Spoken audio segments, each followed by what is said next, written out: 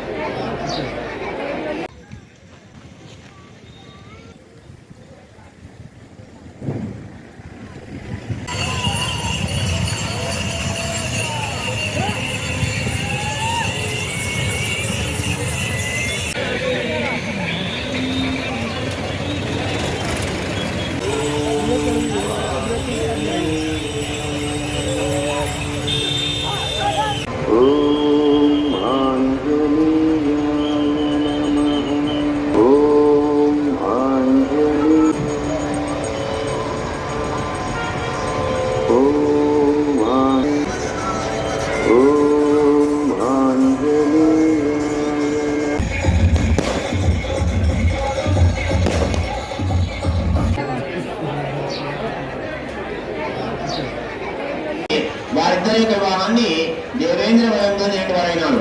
ఆ వివాహ కాలంలో కూడా యొక్క వద్దకు చూసుకుని ఆ పక్కనేటువంటి చంద్రగారి జరుగుతాయని అదే రోజు రాత్రి చంద్రగేటు మహారాజు